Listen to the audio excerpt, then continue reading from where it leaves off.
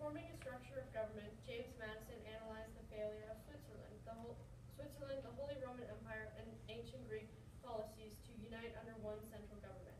The Swiss Confederacy was composed of 8 cantons that threatened to overpower and compete with one another. Madison believed that a secure government would subject its members to the general authority to protect individual interests. The founders also drew from the writings of the Greek philosopher Aristotle. He believed that if a country could combine rule of the many with rule of the few, it could create a stable mixed constitution. During the Revolutionary crisis, the English government operated under a mixed constitution with a limited monarch, aristocracy in one house of parliament, and in theory, common rule in the House of Commons. Although parliament served as a form of representation, members did not have to live in the districts they represented, which often meant that representatives had little understanding of the interests of the entire nation. Article 1, Section 2, Clause 3 of the Constitution declares that each state shall have at least one representative, which directly addresses the inaccurate representation the founders felt was inherent in the parliamentary system. In direct democracy, the people vote on policies directly rather than through representatives.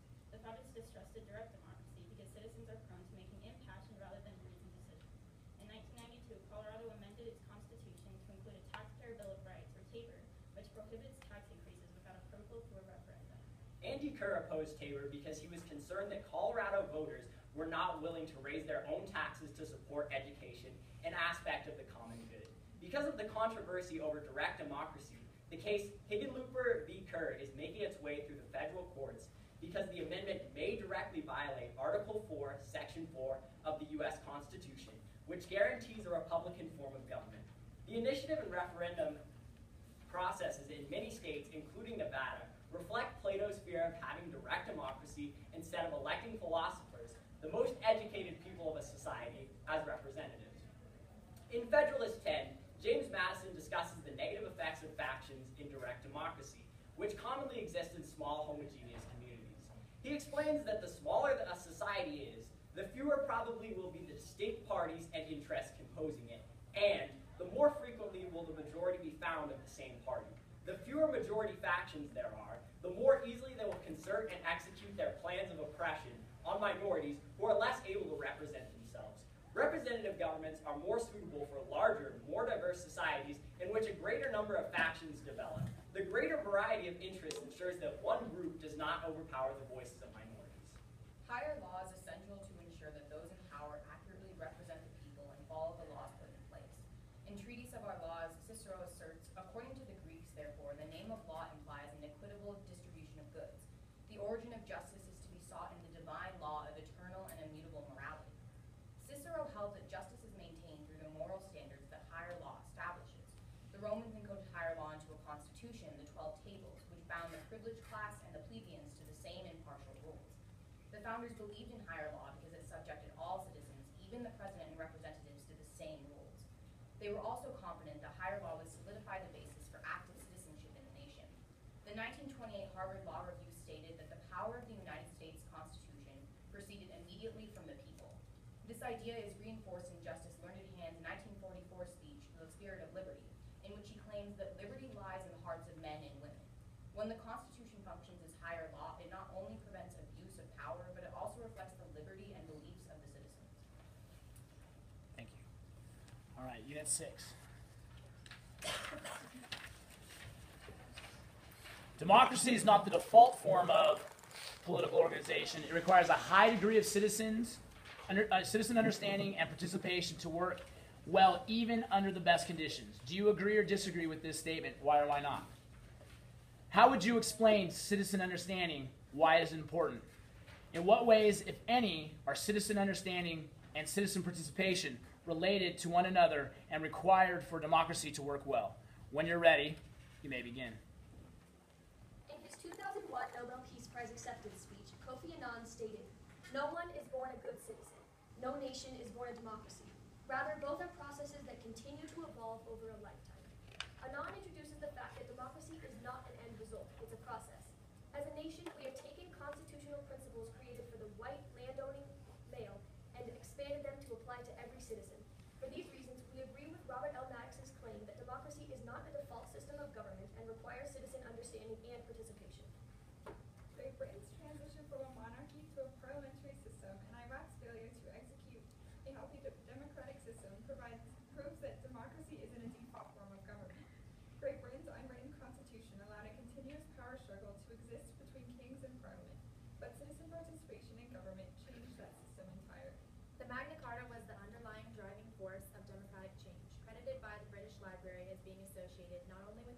rights, but also with the notions of justice and good government.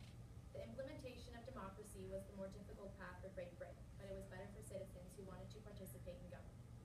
When the U.S. invaded Iraq in 2003 and overthrew the Ba'ath Party dictatorship under Saddam Hussein, the state didn't instantaneously become a democracy. Unlike the citizens of Great Britain, Iraq citizens were unprepared to be thrust into a parliamentary system by a foreign force, resulting in low understanding and ultimately a failed democracy. President George W. Bush's forward strategy for freedom in the Middle East was flawed from the start. His administration failed to recognize that democracy is not a natural state citizens fall back upon. Citizen understanding is the awareness of one's ability to affect policy under the protection of government. This understanding facilitates participation. However, because our citizens today must associate with one of two very disparate parties in order to participate, they lack the understanding and effort the Founding Fathers envisioned. In Federalist 10, James Madison wrote, "So strong is this propensity of mankind to fall into mutual animosities, the most frivolous and fanciful distinctions have been sufficient to kindle their unfriendly passions and excite their most violent conflicts. Ignorant promotion of a single party's support obstructs informed understanding. However, the two-party system can still promote true democracy through compromise." In 1971, the New York Times brought the Pentagon Papers to the public's attention, revealing the true intentions of the U.S. government in Vietnam. The Supreme Court case New York Times v. U.S. ruled in favor of the newspaper and its actions of displaying such sensitive information to the public to protect freedom of press under the First Amendment. Citizens voiced their dissatisfaction with the inhumane military involvement in Vietnam after being presented with candid coverage validated by the Supreme Court. This case is just one of many examples of the press influencing citizen understanding. Media does not always accurately report issues facing the country. The burden of validation falls back on the citizens because every story covered by the media can't be validated by a court. The First Amendment creates a channel of information that allows media sources to share filtered ideas that align with their party affiliation. Citizen understanding is challenged by this lack of unbiased information. However, although such understanding is often biased, it still provides our democracy with the necessary participation it needs to function. Citizen participation can range from casting a vote to the extreme act of pretending to drink pesticides at a city council meeting. Ross Tishvish, frustrated with the lack of productivity in Reno City Council's address of harmful pesticide usage in public parks, drank from a Roundup bottle at a public meeting. His demonstration, while extreme, was shocking enough to engage the council for his cause. The Reno City Council approved a program for 12 city parks to go pesticide-free. Whether right or wrong, the participation of Tishvish resulted in change in policy of our local government. When citizens understand that their participation reaches beyond the vote, they become necessities to their democracy. Democratic nations have to realize that democracy is and always has been an evolutionary process. Through the efforts of the ever-expanding gamut of citizen participation, democracy progresses with the cycle of new minds and opinions. This encompasses Anand's proclamation that young people must be included from birth. A society that cuts off from its youth severs